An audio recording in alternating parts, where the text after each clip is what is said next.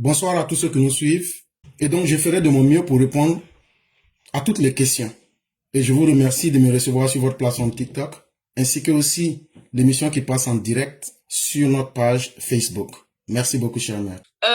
On voit que y a des arrestations qui se font.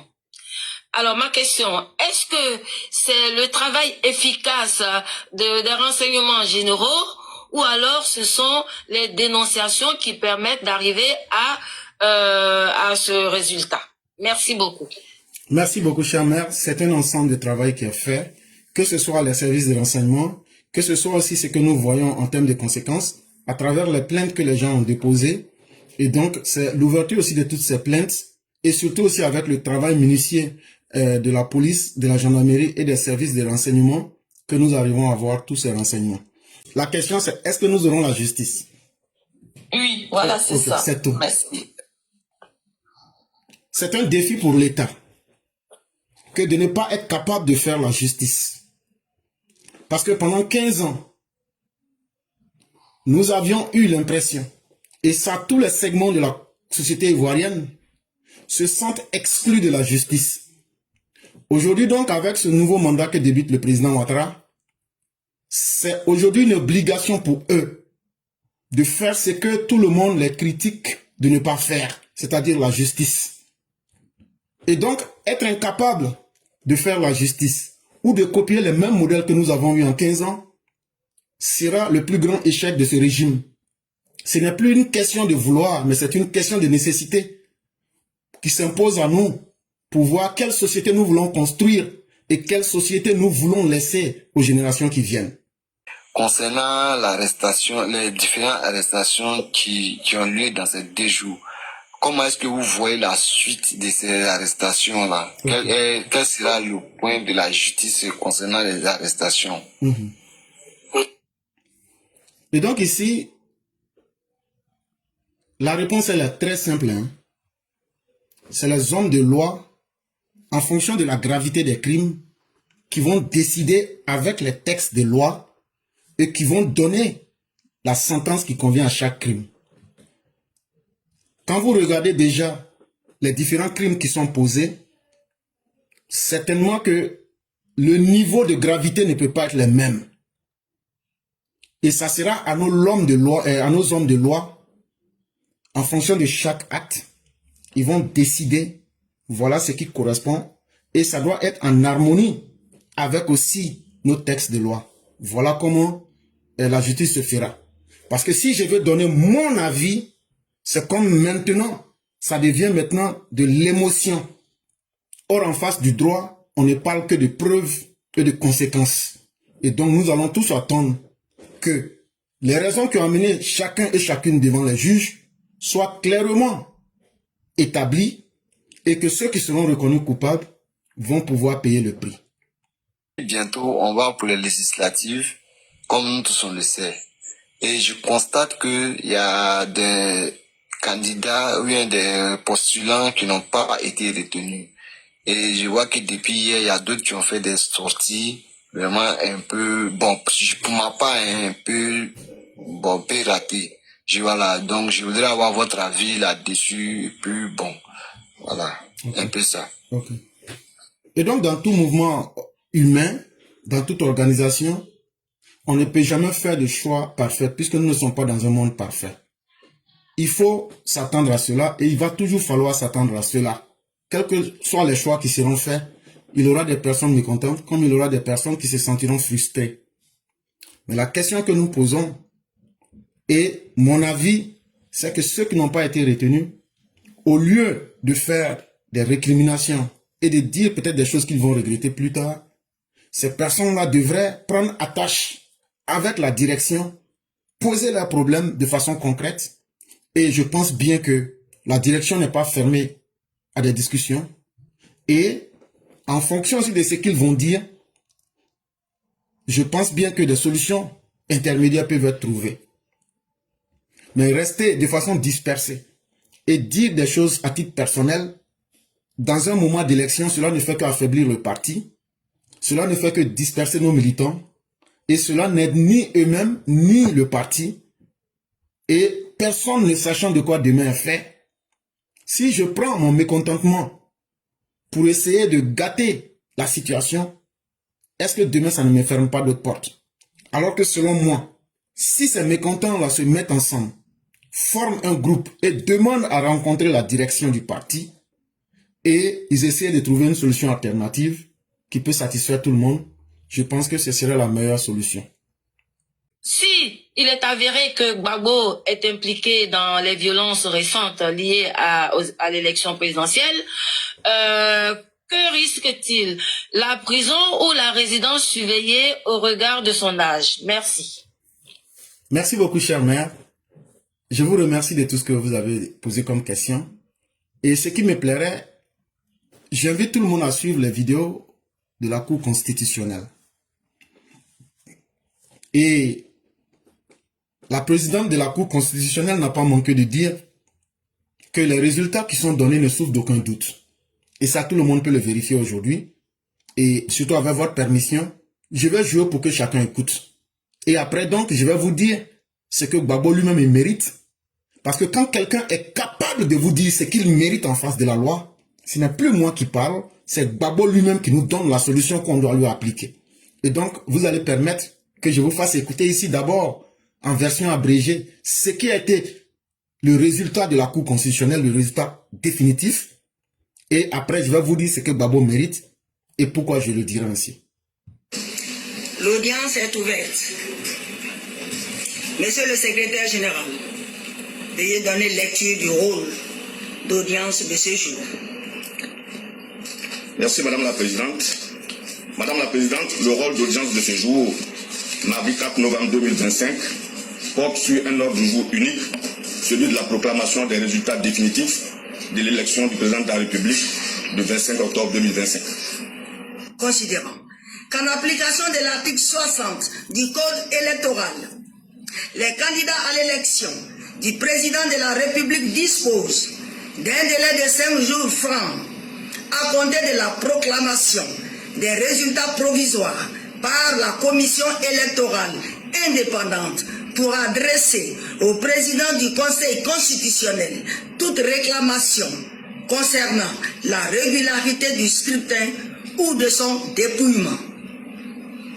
Considérant que le mardi 28 octobre 2025, le Conseil constitutionnel a fait publier un communiqué par voie de presse écrite, audiovisuelle et numérique, à l'effet d'informer les candidats que leurs réclamations éventuelles étaient attendues jusqu'au lundi 3 novembre 2025 inclus. Considérant que le mercredi 29 octobre 2025, la commission électorale indépendante a transmis au Conseil constitutionnel les procès-verbaux de dépouillement des votes, ainsi que les pièces qui en constituent les annexes. Considérant que la juridiction constitutionnelle n'a enregistré aucune réclamation, que par ailleurs, l'examen des procès-verbaux ne révèle aucune irrégularité de nature à entacher la sincérité du scrutin ou à affecter le résultat d'ensemble, conférant ainsi au dit scrutin toute sa légalité et sa légitimité. Nombre d'inscrits, 8 568 456. Nombre de votants, 4 292 474. Taux de participation, 50,10%. Bulletin blanc, 66 788. Bulletin nul, 105 156. Suffrage exprimé, 4 187 318 ont obtenu. Monsieur Alassane Ouattara, 3 759 030 voix, soit 89,77%. Madame Eive Simone, épouse Gbagbo, 101 238 voix, soit 2,42%. Madame Lagou Adjoa Henriette, 48 261 voix, soit 1,15%. M. Billon Jean-Louis Eugène, 129 493 voix, soit 3,09%. M. Dormelo Sénin Awa Jacob, 82 508 voix, soit 1,97%. Considérant que M. Alassane Ouattara a recueilli 3 759 030 voix, réalisant ainsi un score de 89,77%, supérieur à la majorité absolue requise pour être proclamé élu dès le premier tour. Décide. Article 1er. Le scrutin du 25 octobre 2025 est régulier. Article 2. M. Alassane Ouattara est proclamé élu au premier tour président de la République de Côte d'Ivoire. Article 3. La présente décision sera publiée au journal officiel de la République de Côte d'Ivoire. Et donc, chers mères, si vous avez bien écouté ce que la présidente de la Cour constitutionnelle a dit, ceux qui ont bien suivi la vidéo, elle a dit, il n'y a rien eu d'illégal. La CEI a fait son travail. Les Ivoiriens ont fait ce qu'ils avaient à faire d'aller voter. Et la conséquence, c'est les résultats. Et les résultats leur sont parvenus à la Cour constitutionnelle dans les délais légaux. Et en plus de cela, toutes les constatations qu'ils ont eu à faire, c'est que la première chose qui ressort, ni Awa Dormelo, ni Simone Eivé, ni Henriette Lagou, ni Jean-Louis Billon ont déposé ne serait-ce qu'une seule contestation. Ça veut dire, il y avait 5 candidats. Les 4 que je viens de vous citer, en plus d'Alassane Ouattara, il n'y a personne qui allait déposer un recours ou bien une contestation. Et donc, c'est ce qui leur a permis, eux, de statuer donc sur la régularité et la légalité des actes posés après vérification pour donner Alassane Ouattara vainqueur au premier tour avec un résultat de 89,77%. Et que ces décisions sont légales et il n'y a eu aucune erreur et cela va être publié dans le journal officiel. Donc, ça devient une décision qui s'impose et une décision définitive. Or, qu'est-ce que nous constatons? Depuis que ces élections sont finies, M. Gbagbo le dit à qui veut l'entendre, nous n'avons pas assisté à une élection. C'est un coup d'état civil. C'est une élection braquée. C'est même encore, lui le même Gbagbo qui nous dit, il y a au moins 30 morts. Le taux de participation de ces élections varie entre 7 et 15%. En réalité, ces affirmations qui sont faites sur la base de la mauvaise foi et de la méchanceté gratuite sont une stratégie de sabotage pour discréditer ces élections. Et donc, Laurent Gbagbo, pour moi, devrait naturellement faire face à la justice.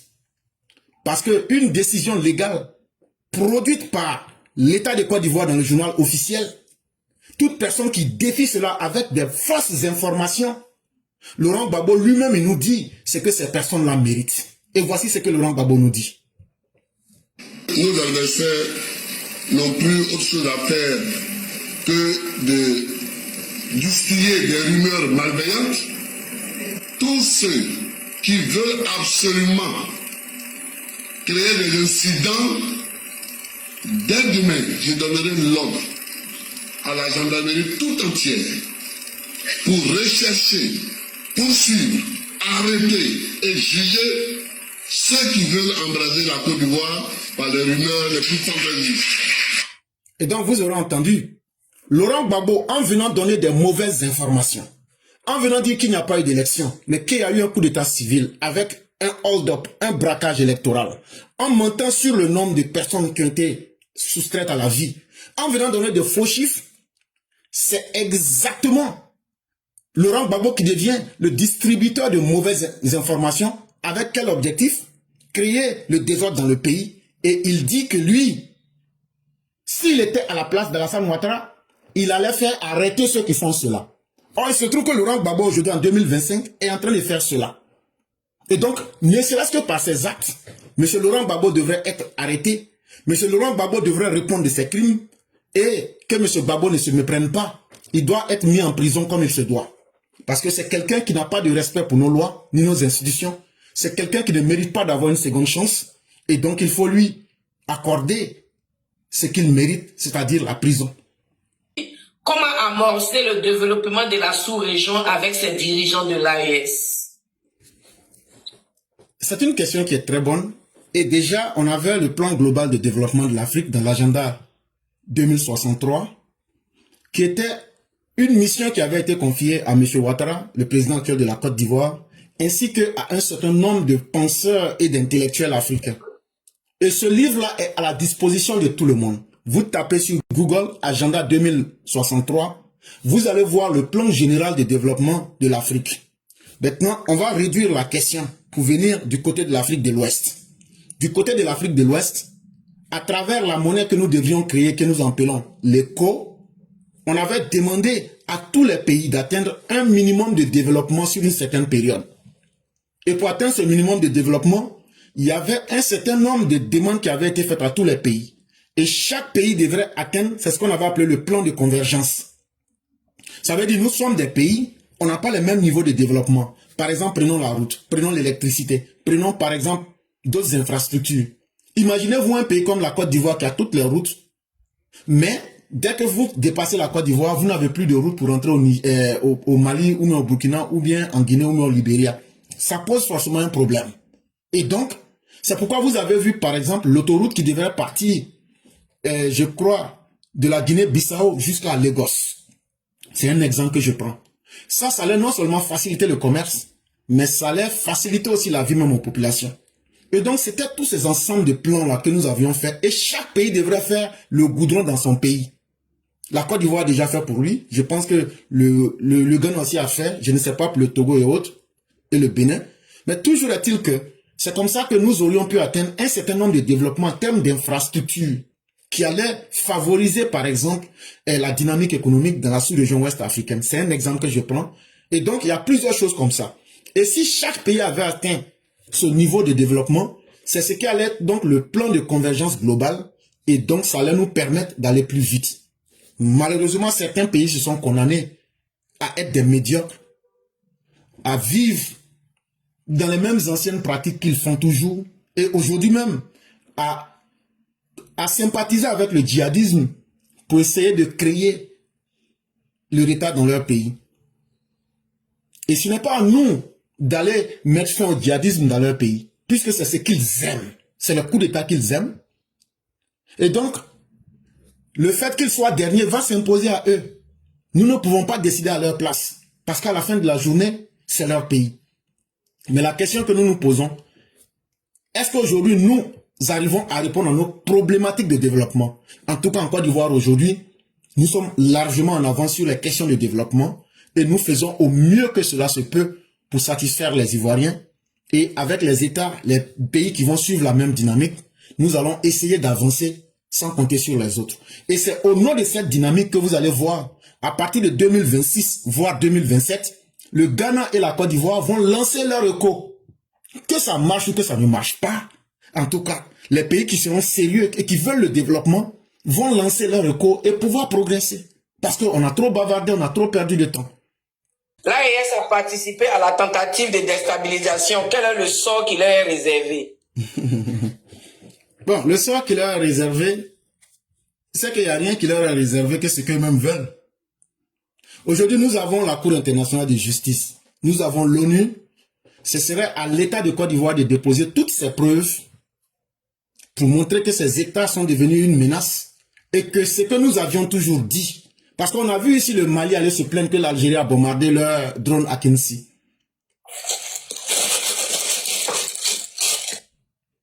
Et donc, si tel était le cas, que eux, ils sont jaloux de leur souveraineté, mais que eux ne peuvent pas respecter la souveraineté des autres, qu'ils se mêlent dans les élections des autres pays et qu'ils cherchent même à déstabiliser pour qu'il n'y ait pas d'élection, ces pays-là viennent montrer aujourd'hui que leurs leaders sont dans du terrorisme d'État. Et quand c'est comme ça, c'est devant les juridictions internationales, parce que nous croyons en la loi internationale. Et donc, on va déposer des requêtes. Et il y a surtout aussi le Conseil des Nations Unies, le Conseil de sécurité. C'est là que nous allons déposer tous ces documents pour prouver que nous avons affaire à des États voyous, à des États dangereux pour la sécurité, la paix dans le monde. Et à partir de là, donc, la justice internationale sera le premier témoin de ce qui peut s'en suivre. Moi, je voulais demander à Éclaireur Pro Vérité si on peut dissoudre la partie, la PPACI, là, si on peut dissoudre leur parti. Chama, tout dépendra des preuves qu'on enverra devant la justice. Aujourd'hui, la justice ne demande que des preuves. Il y a un micro qui est ouvert.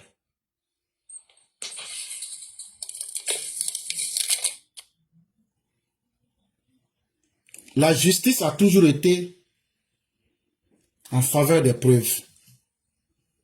Si on arrive à prouver, avec des preuves à l'appui, que ce parti n'a plus sa raison d'exister, parce que ce parti devient plus nuisible que utile à la société ivoirienne, en ce moment donc, je ne crois pas qu'en Côte d'Ivoire, on crée un parti politique pour être source de malheur pour les Ivoiriens. Et donc, ça sera sur la base des preuves. Et je comprends bien votre question. Quand on regarde aujourd'hui le chef du PPACI, qui dit que lui supporte les actes de terrorisme, et qui est le premier à demander que les terroristes soient libérés, on se demanderait bien, est-ce que ce n'est pas un parti qui a glissé dans le terrorisme? Et quelle serait la raison pour l'État de Côte d'Ivoire de conserver un tel parti sous la domination politique, alors que ce parti pose des actes qui mettent en danger la vie des Ivoiriens? Mais tout ça reste encore dans le ressort de la justice. Ce n'est pas à nous de spéculer pour dire voilà ce qui devrait se passer. C'est ça qui rend les choses difficiles. Il faut plutôt attendre de voir les preuves, les arguments, et c'est en fonction de cela que les spécialistes vont décider. Votre père vient d'être élu Nana Yao Afriye. Il vient d'être élu comme président de la République de Côte d'Ivoire. Alors, question, il pourra cumuler les deux postes. Est-ce que les deux postes sont compatibles? Le roi et puis le président moderne de la République. Oui, il n'y a pas de problème à ce niveau. C'est un poste symbolique. Voilà. C'est un poste symbolique pour lui dire que maintenant, les populations d'Abangourou l'acceptent comme un fils du territoire et qu'il sera toujours la bienvenue en territoire de Bonoukou. Le poste de Nana Afriye, avant cela, il avait aussi eu le poste de Nana Ninsan dans le rayon Baoulé. C'est un symbole de respect pour lui dire nous te portons à cœur et tu seras parmi nous et tu seras comme nous à n'importe quel moment. C'est simplement un titre symbolique pour dire que nous t'avons accepté et que tu peux te compter comme un fils de notre culture. Ton père a 83 ans, un octogénaire. Il est né avant le téléphone cellulaire. Il est né avant l'Internet. Est-ce qu'il peut être espoir de ses petits-fils et bâtir leur avenir? Je pense que le poids des années, pour un homme qui a véritablement bien vécu, devient une expérience. Parce que là, j'allais peut-être vous répondre en vous donnant l'exemple des pays qui sont aujourd'hui dirigés par des jeunes, mais qui n'arrivent pas à résoudre les problèmes de la jeunesse. Je vais vous parler du Mali, je vais vous parler du Burkina Faso, je vais vous parler dans un certain sens même du Sénégal. Et donc là, le problème n'est pas véritablement l'âge de la personne, mais l'expérience que la personne met au service de sa population. Tant que cette expérience est positive, c'est une bonne chose. Or, il se trouve que certains qui sont jeunes n'ont pas une assez grande expérience et n'arrivent pas à répondre aujourd'hui ni aux problèmes de leur société, ni à leurs propres problèmes. Et donc, la question fondamentale ici que soulève cette question, est-ce que l'âge ne peut pas être un handicap pour comprendre les générations et pouvoir surtout répondre à leurs besoins? Ma réponse sera non. Au contraire, l'âge devient ici un argument pour celui qui a bien vécu de comprendre toutes les différentes couches de notre société et avec le poids des années accumulées, être capable de donner la réponse qu'il faut à chaque génération. Parce que dans cette vie, l'expérience demeure le meilleur maître. Et quiconque a eu de belles expériences et quiconque a accumulé de bonnes expériences dans la vie, cette personne-là sera toujours capable d'aider les nouvelles générations à venir. Mais ce qui est surtout intéressant avec le président Ouattara, c'est que il ne travaille pas seulement avec des vieux. Ce n'est pas parce qu'il est vieux qu'il travaille avec des vieux. C'est quelqu'un qui sait faire la promotion de la jeunesse. Et aujourd'hui, à travers les jeunes, il arrive à savoir ce que les jeunes veulent. Et c'est pourquoi vous verrez par exemple que ce gouvernement actuel se focalise plus sur la jeunesse, apporter des solutions à la jeunesse pour que cette jeunesse qui est la majorité même de notre population se sente au cœur de la politique même du président Ouattara. Pendant les campagnes présidentielles, on entendait souvent projets de société, programmes de gouvernement. Est-ce que ces deux termes sont les mêmes ou bien il y a une différence? Un projet de société, c'est un livre que vous faites durant une campagne pour montrer ce que vous allez faire. Et un programme de gouvernement, une fois que vous avez pris le pouvoir et que vous vous êtes confronté à la réalité, vous essayez de faire la synthèse de votre projet et la réalité pour mettre quelque chose de clair. Voilà ce sur quoi on pourra fonctionner. C'est ce que moi j'appelle un programme de gouvernement. Ça veut dire, j'ai pris le pouvoir, j'ai formé mon gouvernement, voilà ce que j'avais dit que j'allais faire, mais quand je viens, je regarde la réalité, voilà ce qui est possible. Et donc je fais la synthèse et je dis voilà ce sur quoi le gouvernement va travailler. Et donc un projet de gouvernement ne doit pas trahir ton projet de société. C'est vrai qu'il peut y avoir des modifications, mais si ton programme de gouvernement trahit fondamentalement ton projet de société, en ce moment, donc, il y a un véritable problème. Professeur, regardant les réseaux sociaux, malgré que le président Ado soit proclamé président de la Côte d'Ivoire, les Gors continuent de dire que eux, ils vont pas laisser le pouvoir tranquille, ils vont déstabiliser ce pouvoir qui a été démocratiquement élu. Sur quoi compte-t-il, professeur? Si tu peux en dire quelque chose. Bon, cher maître, c'est simplement sur la violence et le désordre qu'ils ont toujours prôné en Côte d'Ivoire. Depuis les années 1990, ce parti a toujours été une source de malheur pour tous les Ivoiriens. Quand ils sont au pouvoir, ils ne promettent pas la paix. Ils créent toutes les conditions du désordre. Et quand ils ne sont pas au pouvoir, ils sont anti-pouvoir. Ils veulent contester tout ce qui vient du gouvernement. C'est pourquoi c'est un parti d'anarchistes qui ne prospère que dans le désordre. Et de tels partis, quand ils vous disent qu'ils ne promettront rien, ce n'est pas du bonheur qu'ils veulent offrir aux Ivoiriens. C'est encore de nouvelles stratégies de désordre et de désinformation qu'ils vont toujours mettre en place pour essayer toujours de saboter l'évolution du pays, la paix et la stabilité du pays. Est-ce qu'il y aura des primaires pour désigner les successeurs du Prado? Je ne sais pas si vous voulez que je réponde à cette question d'abord. Oui, vas-y, professeur. Ok. Chers frères, je ne peux pas vous dire oui ou non pour la simple raison que c'est trop tôt. Nous ne sommes pas encore à cette phase-là. Les événements ne nous permettent pas de voir ce qui va se passer. Nous sommes simplement des êtres humains. C'est vrai que la prospection et l'analyse profonde peuvent nous permettre de savoir ce qui peut se passer. Mais 5 ans, on vient d'élire le président nouvellement. C'est trop tôt pour voir un peu. Il faut d'abord voir un peu l'évolution des actions du gouvernement. Et donc peut-être 1 ou 2 années après, ça va nous permettre de bien comprendre ce qui peut se passer dans les 2 ou 3 années à venir. Mais si je m'amuse à dire oui ou non, ce ne serait pas quelque chose de vraiment vrai. Répondez-vous à ces voyous qui pensent que jusqu'à Bouaké appartient au Burkina Faso? Non, c'est des gens qui vivent dans leurs imaginaires.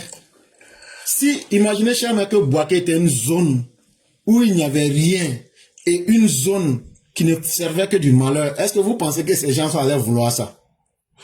Jamais. Sinon, leurs pays sont grands, hein. Jusqu'à même des côtés, personne n'habite là-bas.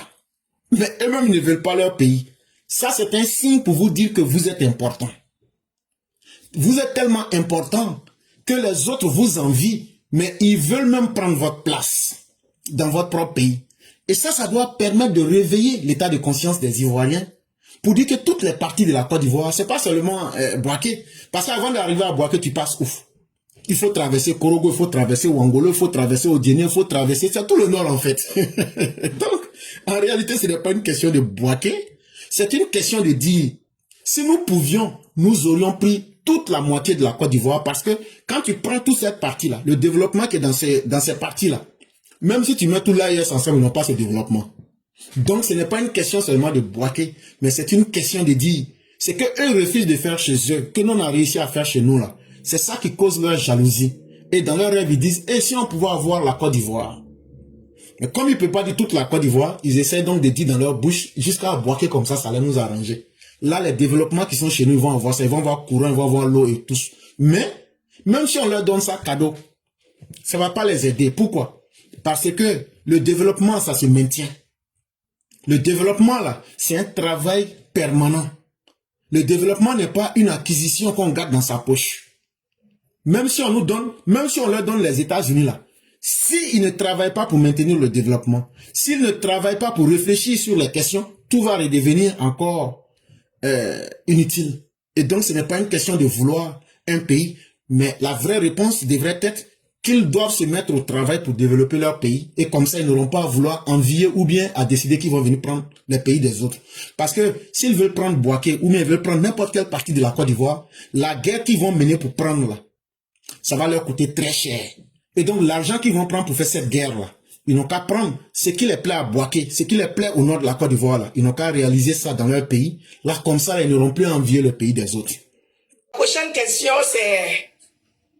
je ne sais pas si c'est une question, hein. Il dit que le gouvernement doit faire quelque chose face aux Libanais. Donc, je ne sais pas de quoi il parle. Ok. Le gouvernement doit faire quelque chose face... Ok. Ok. Je comprends sa question. Le gouvernement doit faire quelque chose face aux Libanais.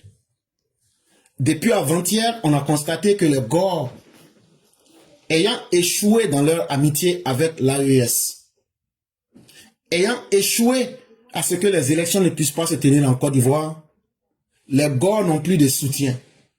Et donc, la nouvelle stratégie qu'ils ont eue, c'est de trouver un subterfuge. Comment manipuler l'ignorance des gens, selon eux, pour que les gens puissent se lever contre les Libanais.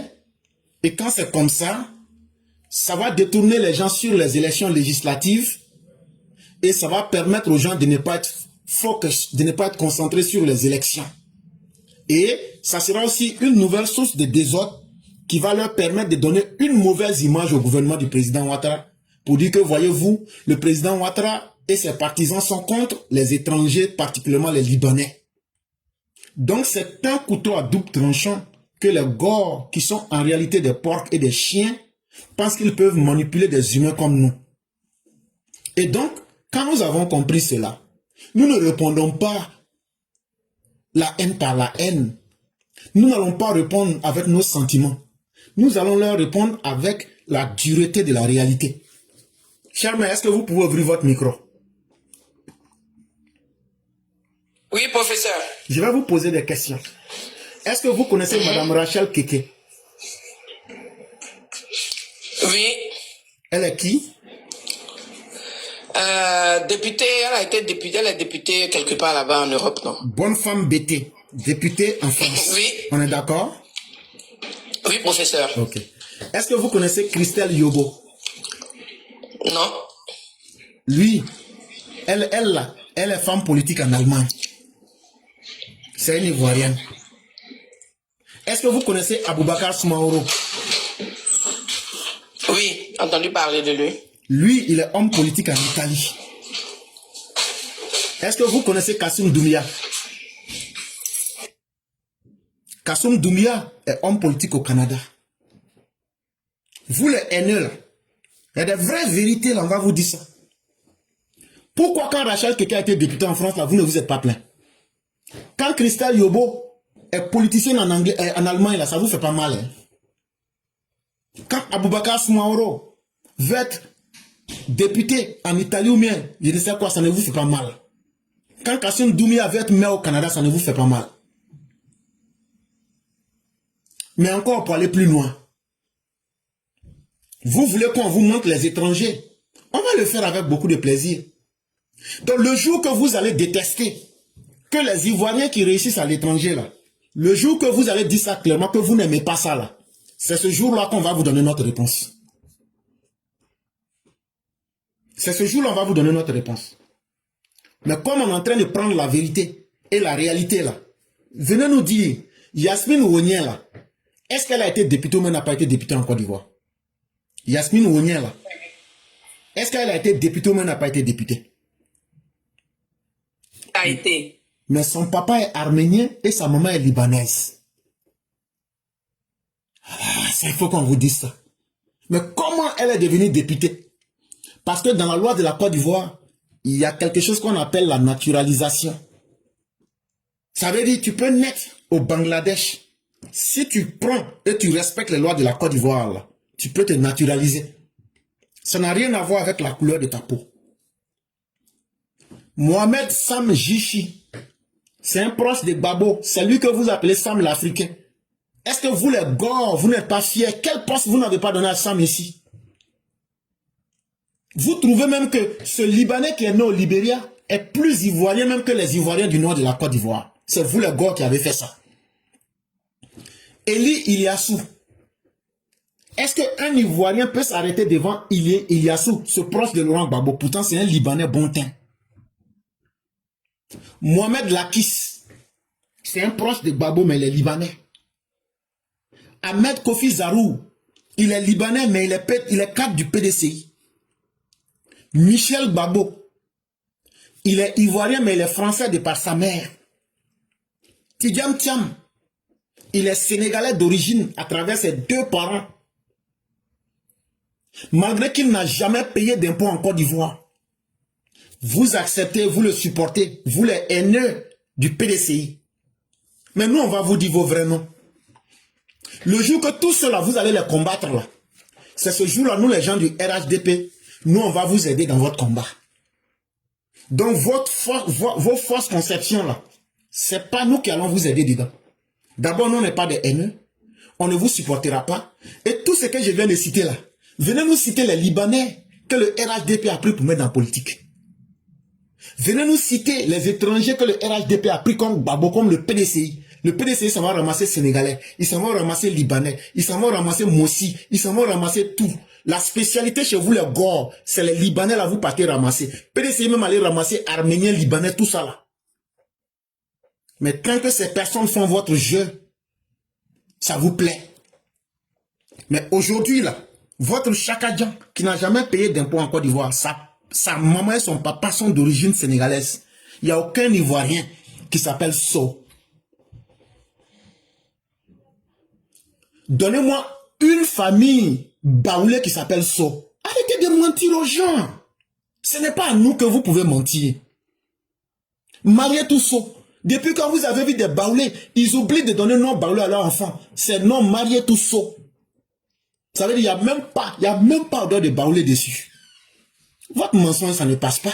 Marié tout So est sénégalaise plein. Amadou Thiam est sénégalaise plein. C'est l'enfant de deux Sénégalais qui est Tidjam Thiam là. Mais non seulement ça, la Côte d'Ivoire lui a tout donné. Il n'a jamais payé même 5 francs d'impôt en Côte d'Ivoire. Mais vous avez voulu faire de lui candidat ici forcé. Parce que vous pensez que c'est à vous de décider pour les autres à leur place. Mais nous là, on va vous montrer que nous on n'est pas comme vous. Venez nous démontrer qu'au RHDP là, nous on a pris un Libanais, un Sénégalais ou un Arménien ou un Libanais pour mettre dans la politique. Donc là, de la même manière que nous on n'a jamais pris Libanais ou bien Arménien ou bien Burkinabé pour mettre dans la politique là. C'est comme ça qu'on ne va pas vous aider. Quand vous avez fait rentrer des Libanais, c'est pas nous on va aller faire votre palabre à votre place. Donc faites votre palabre avec ceux que vous avez mis dans vos partis. Quand vous allez leur montrer leur vraie place là, là après nous on va venir pour vous dire, ah on a compris donc on va maintenant vous aider dans votre combat. Donc nous là, on va pas aller manger votre piment à votre place. Et ça n'a pas commencé aujourd'hui. Hein. Celui que vous dites que c'est votre Dieu là, au fouet là, c'est lui-même qui était le champion de ça. Il faut qu'on vous dise ça. D'abord là, Raphaël Salaire. Tapez sur Google, c'est qui est Raphaël Salaire. Raphaël Salaire, quand la Côte d'Ivoire, quand les Blancs ont dit prenez votre indépendance là, il faut aller prendre ce Martiniquais. Il est venu le mettre à la tête de la Côte d'Ivoire. C'est ce monsieur qui a construit l'économie de la Côte d'Ivoire après les indépendances. Mais quand ce monsieur, il a laissé son poste, à partir de 1963, là, Bédié, il a mis l'économie de la Côte d'Ivoire débet. Mais pourtant, vous n'étiez pas capable de dire à ce monsieur qu'il était martiniquais. Vous n'avez pas rappelé à monsieur Raphaël Salaire qu'il était martiniquais. Vous pensez que les autres sont bêtes, quoi. Vous, vos comportements de chiens et de cochons, là, c'est ça qui vous fatigue. Vous pensez que vous pouvez aller chercher vos bonheurs chez les autres, et les autres n'ont pas le droit de venir chercher leur bonheur en Côte d'Ivoire. Ça, c'est le comportement typique des hommes chiens et des hommes cochons. Pierre Bion, le papa de Bion, là. Je vous parle. Pierre Bion, là. C'est un industriel français qui s'est installé en Côte d'Ivoire. C'est lui qui est le papa de Jean-Louis Bion Alassane. C'est que beaucoup ne savent pas, là. Bion, là, il s'appelle Alassane. Jean-Louis Bion Alassane. Son papa, là. Si étranger ne doit pas faire politique, étranger pour blanc ne doit pas faire politique en Côte d'Ivoire, là. C'est que Jean-Louis Bion ne doit pas faire politique. C'est que Yasmine Ouadien ne doit pas faire politique. À plus forte raison, être député. Mais allez demander aux populations de Dabakala qui a construit leur mosquée. La grande mosquée de Dabakala, qui a construit? C'est Pierre Bion. C'est le papa de Bion, là. Qui a construit l'église catholique de Dabakala? C'est lui encore qui a fait ça. Ne quittez pas dans vos comportements sauvages. Hein. De la manière vous êtes sauvage, vous transmettez la sauvagerie à vos enfants, là. Restez dedans. Allez à Odiéné. C'est qui on appelait Henri Bourgoin. Jusqu'à il a été maire. Il faut demander à tous ceux qui sont d'Odiéné, donnez-moi le nom d'une seule famille ou le nom de famille à Bourgoin. Quand moi je parle là, je mets les gens au défi. Tous ceux qui sont Odiéné, donnez-moi le nom d'une personne dans une famille et le nom de famille à Bourgoin. Pourtant, Henri Bourgoin a été maire d'Odiéné. En 2000, quand ils étaient en train de faire leur constitution, là, Simone Gbagbo, Laurent Gbagbo, le FPI, Bro Brebe, Blé Goudé et tout ce que vous connaissez aujourd'hui là, ils se sont mis ensemble.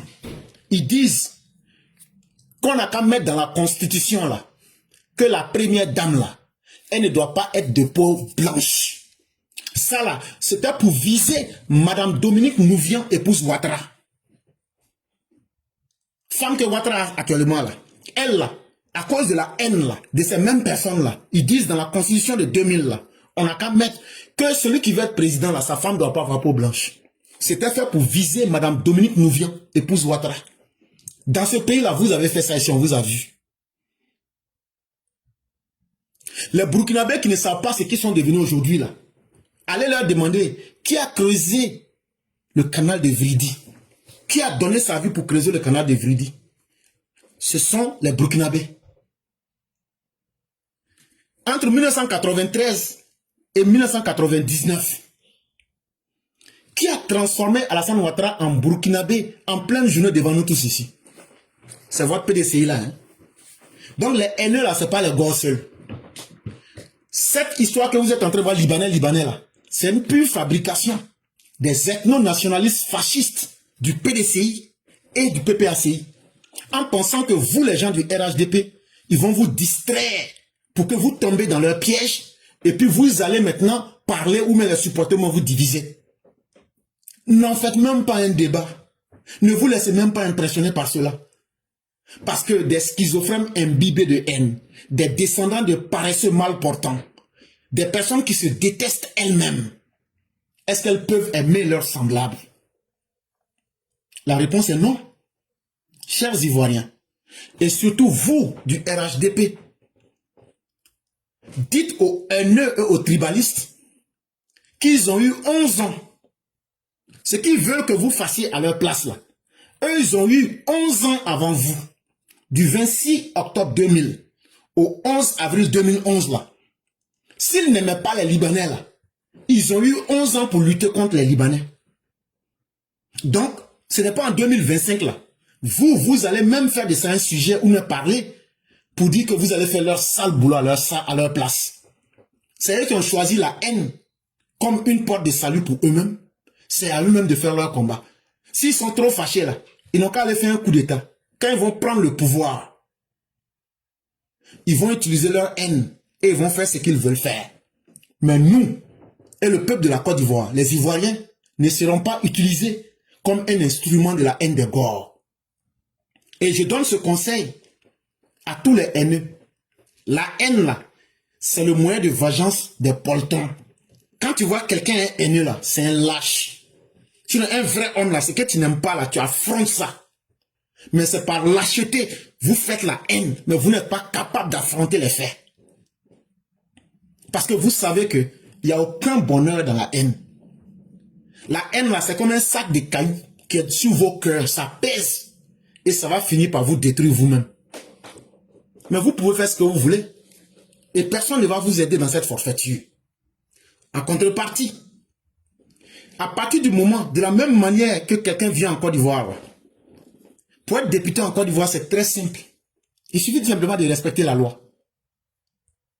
Si tu arrives à déposer tes dossiers entre le 31 octobre et le 12 novembre 2025, et que tes dossiers respectent les règles, et que tu as au moins 25 ans, et que tu es ivoirien, ou bien tu as été naturalisé, ça fait 10 ans et plus, ou bien il faut être inscrit sur la liste électorale, et tu n'as jamais renoncé à ta nationalité, et puis tu as vécu en Côte d'Ivoire, du 27 décembre 2025, tu comptes, si tu as vécu de façon continue, les 5 ans qui ont précédé cette date-là, si tu as vécu correctement en Côte d'Ivoire, et tu ajoutes 100 000 francs de caution dessus, et puis tu déposes tes pièces, tu peux être député, et tu vas candidater, et si tu es élu là, est-ce que vous avez entendu parler des Libanais ou même de Pau?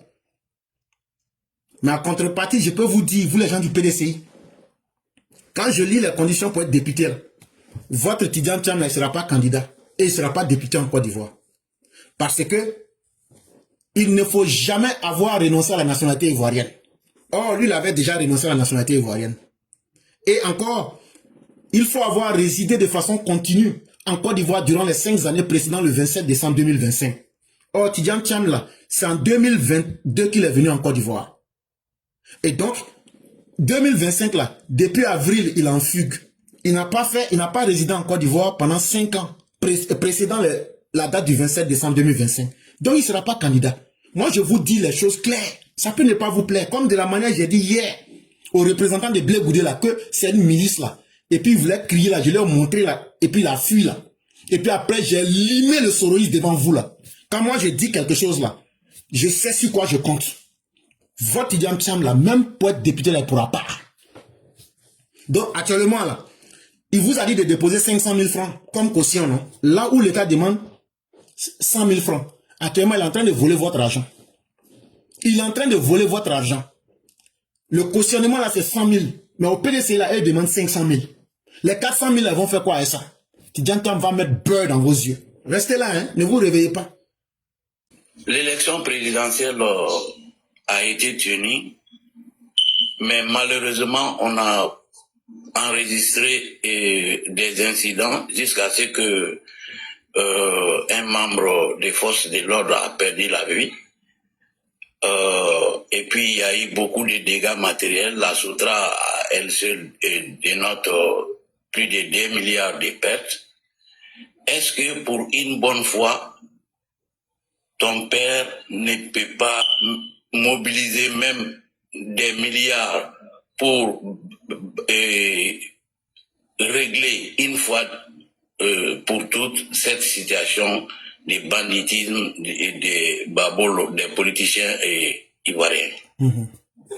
Et Madingo, vous pouvez faire confiance au gouvernement de l'Alassane Ouattara. En tout cas, des petites mains comme nous, si c'est nos voix que nous pouvons utiliser, nous allons tout mettre en œuvre pour que la justice soit la garantie qui va convaincre tout le monde. Que vous soyez des criminels ou bien que vous soyez des gens qui ne croient pas en la loi, même s'il faut prendre le budget du gouvernement En tout cas, nous allons continuer à encourager et à forcer ce gouvernement à aller vers la justice. Parce que c'est véritablement ce qui nous manque en Côte d'Ivoire. Et je suis totalement d'accord avec vous qu'il faut travailler là-dessus. Oui, bonsoir, comment vas-tu? Ah, je vais bien. Et chez vous? Alhamdulillah. Le professeur est là pour tes questions. Ouais, bon, la question que je voulais poser, il a déjà répondu, il a déjà parlé beaucoup là-dessus. Moi, j'ai compris. C'était concernant le problème des Libanais, là. Je suis là depuis là, j'ai écouté beaucoup, il a beaucoup parlé. Mais il y a quelque chose, comme il a dit qu'il y a un problème de politique en bas. Donc maintenant, non, on ne peut pas trop appliquer pour qu'il doit faire quelque chose, on peut laisser là, ça là. Mais pour le Libanais, là, il y a un grand problème. Si Dieu a fait des élections là fini, totalement, et que le pays avance bien, il n'aura pas pensé à ça. Parce que le problème est que quoi, les Libanais là, ce qu'ils sont en train de faire au pays, vraiment, c'est grave. Il a dit, il a pris l'examen à l'Occidentaux, nos frères sont des députés là-bas, mais au Liban, ça seulement, il n'y en a pas. Mais en Côte d'Ivoire, moi-même j'étais à Samero, il y a un quartier là-bas, après la mosquée de Côte Ouarabia, le maire Nabou Clément à l'époque, qui voulait qu'il y ait un Libanais qui a payé tout l'endroit là, maison de nos parents, de nos grands-parents, qui ont fait des champs là-bas jusqu'à obtenir tirer là-bas pour construire une maison. Qui voulait casser, qui veut construire un cité de Libanais là-bas. À ce jour-là, on a brûlé la machine de l'État qui coûtait 800 millions de francs CFA. Vous voyez, aujourd'hui là, si c'est pas le gouvernement, les gens qui sont en haut là, voilà, tout le peuple qui sont en bas, ils aiment pas c'est là du tout.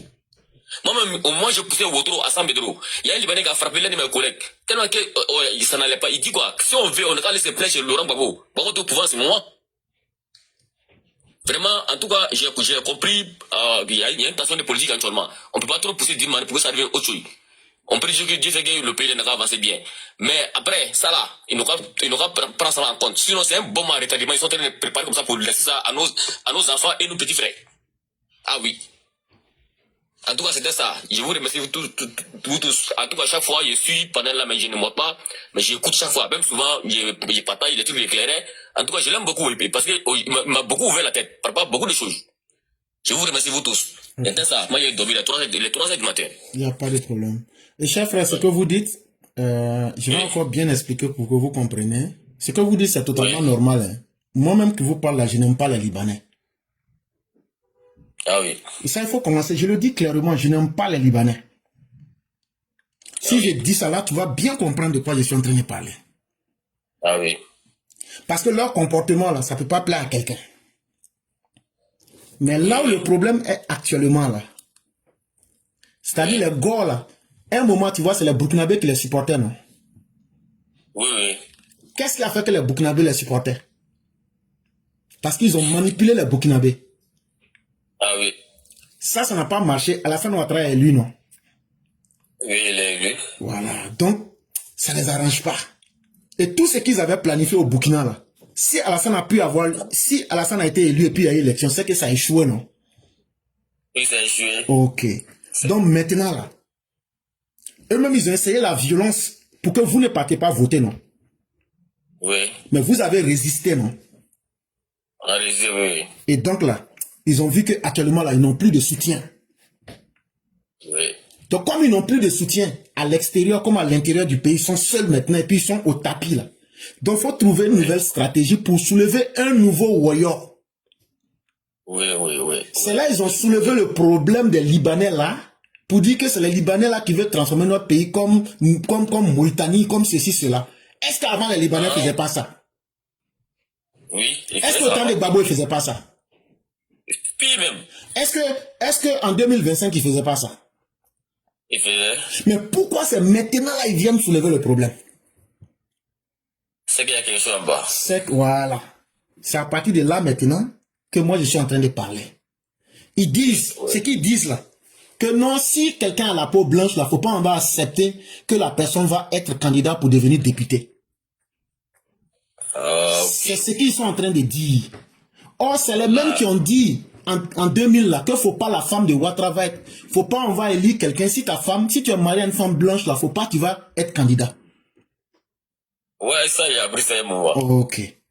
C'est les mêmes là. Est-ce que Yasmine Ounia là, tu l'as une fois vu, non? Est-ce que c'est une noire? Non. Son papa est arménien, sa maman est libanaise, mais elle est députée, non? Elle est obligée. Ok. Sam JC, Sam l'Africain là, lui il est blanc mais il est noir. Sam l'Africain, c'est un Libanais et il est blanc. Mais comme tous ceux-là les soutiennent dans leur connerie là, ils vont rien dire, ils vont dire qu'eux ne sont pas dedans.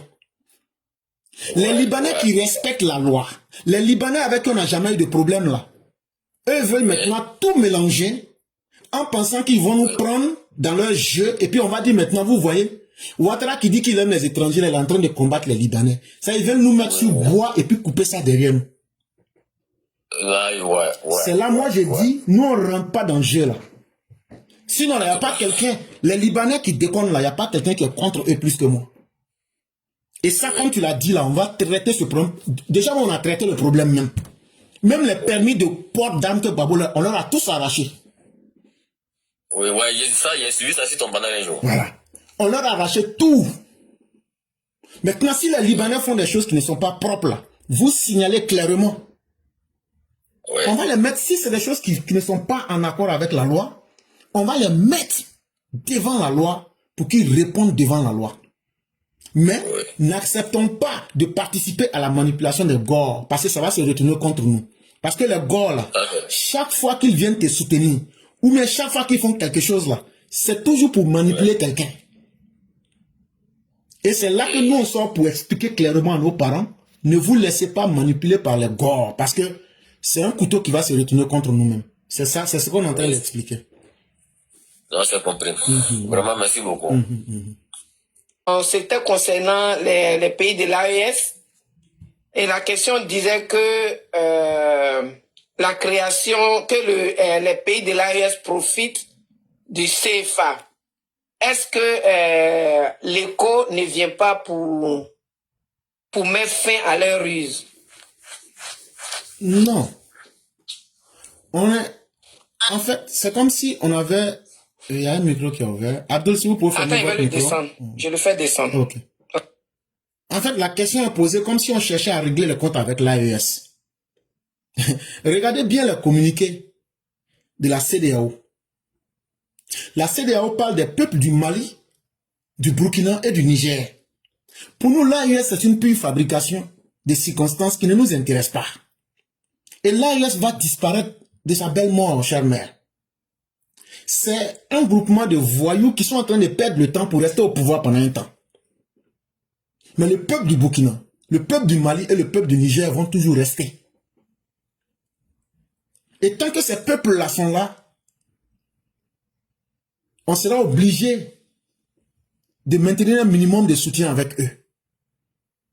Même si on ne veut pas collaborer avec leurs dirigeants, ou même leurs dirigeants refusent de collaborer avec la CEDEAO, nous n'allons pas leur dire de quitter la CEDEAO.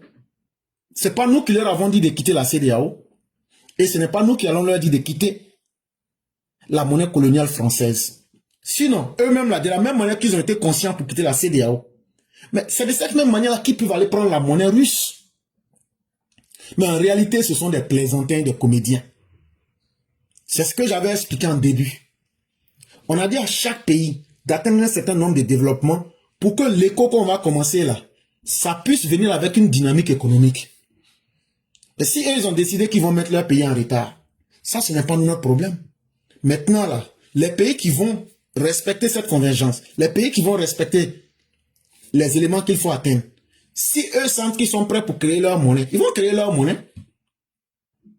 Mais, une fois que cela est fait, ça doit plutôt les encourager à être des pays sérieux. S'ils veulent joindre maintenant l'éco, on va leur dire, soyez simplement sérieux. Éclaireur, bonsoir, comment ça va? Bonsoir, cher. Ah, avec quoi, Cham? Ah, pourquoi est-ce que Yamoussoukro veut être candidat à Yamoussoukro? Parce que c'est contre son frère. Ok. Donc, fermez le micro, je vais répondre. Ok. Simplement parce que si elle estime qu'elle est ivoirienne, puisque son frère est ivoirien, et donc c'est totalement normal, chère mère. Si on était du côté du PDCI, on allait aussi se demander pourquoi c'est son frère qui veut s'opposer aussi à elle. Je crois que nous sommes dans un État qui est libre. À partir du moment où un citoyen ou une citoyenne respecte les lois, nous devrons laisser à chacun la possibilité de pouvoir jouir de ce qui lui revient de droit. Professeur, moi j'ai une question sur le Mali. Ok, quand on regarde au Mali, pourquoi l'armée des putschistes maliens est incapable de freiner le sien Bina Diarra qui est en train de monter en puissance? Mais ça c'est une question qui est très simple. Bina Diarra, ce n'est qu'un pantin. Bina Diarra, c'est une plaisanterie. En fait, là, quand on parle des djihadistes, ce ne sont pas les gens qui sont en moto, ou bien les gens qui ont attaché un turban sur la tête, ou bien des gens qui viennent pour lire des discours. Bina Diarra, quand vous le regardez, est-ce que c'est quelqu'un qui est intelligent? Mais, justement, on le prend aujourd'hui à cause de ce qu'il est, quelqu'un qui n'a aucun niveau d'intelligence, pour essayer de montrer le vrai niveau de l'état du Malien elle-même. Bina est le miroir. C'est quand tu te regardes dans le miroir, ce que tu vois là, c'est ça qu'on appelle ton reflet. Bina Diarra est le reflet direct de ceux qui dirigent le Mali aujourd'hui. Un pays de bouffons. Donc, ce n'est pas Bina Diarra le problème. Mais le problème, c'est ceux qui sont des militaires, qui ont été entraînés pour pouvoir mettre fin à des difficultés militaires qui ont été incapables. C'est ce qui a fait naître Bina. Sinon, avant, il n'y avait pas Bina. Bina a commencé quand? Il n'y a même pas 6 mois. Or, Assimi au pouvoir, ça fait combien d'années? Et je vous le dis, les djihadistes, si Agali vient au sud et qu'il est arabe ou mais Touareg, c'est une raison pour les Maliens noirs de dire non, nous ne voulons pas de Touareg. Mais on choisit un bouffon qui est un noir, qui est un fils même de Bougouni, qui est devenu djihadiste, et comme ça passe dans les têtes. Bina n'est qu'un produit de marketing. Et donc, malheureusement, tant que l'État malien et les Maliens eux-mêmes ne vont pas se réveiller, il y aura beaucoup de Bina en fonction des zones, en fonction des régions, pour pouvoir encercler Bamako et les mettre à pilori un jour. Professeur, compte tenu de la répartition des candidats aux législatives et Adama Bitoro à Yopougon, TBO à Abobo, à Montano à Jacquesville, quel jeu politique et pour quel impact?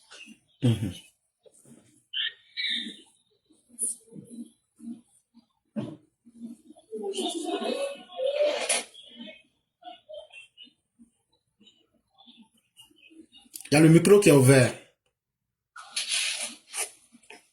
Oui, professeur. Il y a le micro qui est ouvert. Oh. Ok. Ok. Et donc, la question, elle est très simple à répondre. C'est une question de stratégie politique.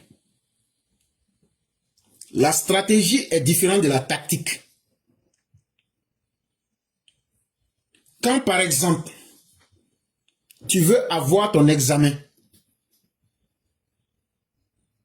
c'est à la fin de l'année qu'on passe l'examen.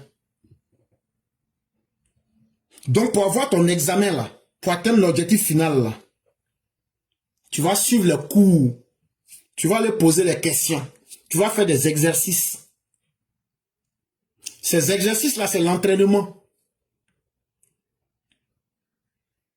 Et donc, l'ensemble de tout ça, l'entraînement plus l'objectif là, c'est ça qu'on appelle la stratégie. Maintenant, l'entraînement, avec les différents éléments que tu prends pour aller atteindre l'objectif là, c'est ça qu'on appelle la tactique. Donc, si on a bien compris ces deux termes, je reprends ces deux termes pour vous expliquer que dans le RHDP, nous ne sommes pas un parti qui avance dans le vide. Avant d'aborder une situation, que ce soit des élections ou bien quelque chose, nous réfléchissons profondément et correctement pour minimiser les erreurs.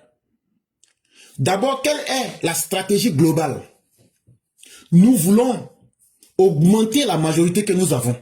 On a déjà la majorité. On aura aussi la majorité. Mais on veut réellement augmenter.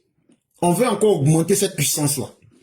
Et donc, pour augmenter cette puissance-là, quelles sont les erreurs qu'on avait eu à faire qui nous ont causé des torts? Exemple, pourquoi on a pu gagner à la mairie avec Adama Bictoro, ça veut dire que si on avait eu quelqu'un qui était à la hauteur aux députations, on gagnait aussi à la députation. Question simple répondue. Donc en termes de tactique, on change donc de plan pour mieux atteindre l'objectif, la stratégie globale. Et donc c'est dans cette approche-là donc qu'on a redistribué des cartes pour pouvoir être plus efficace.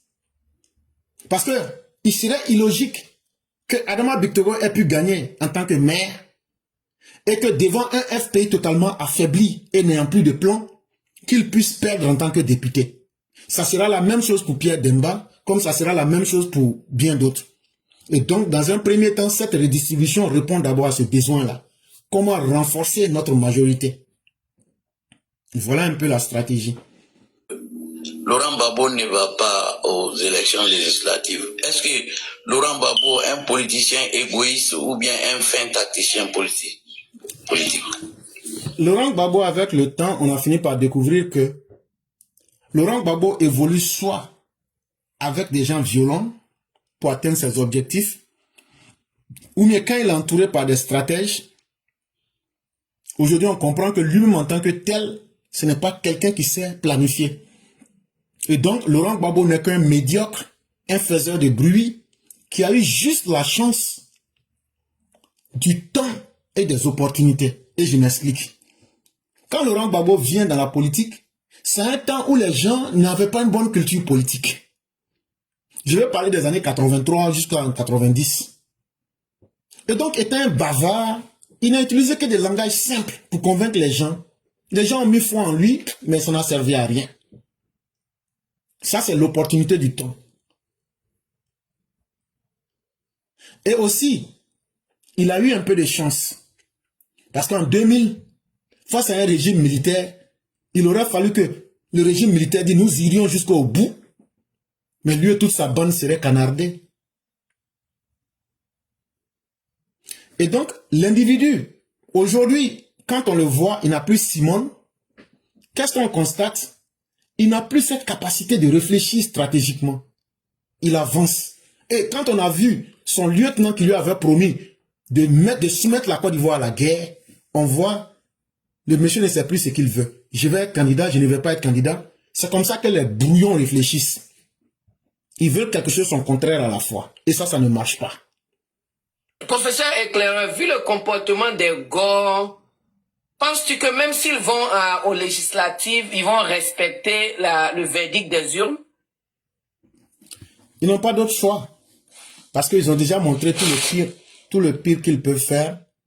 Et donc, on les connaît déjà comme des contestataires, des anarchistes. Et donc, on ne s'attend pas mieux. Mais, ces élections auront lieu. Et les gens aussi vont s'en prêter en conséquence. Parce que c'est des gens qui n'aiment que la violence.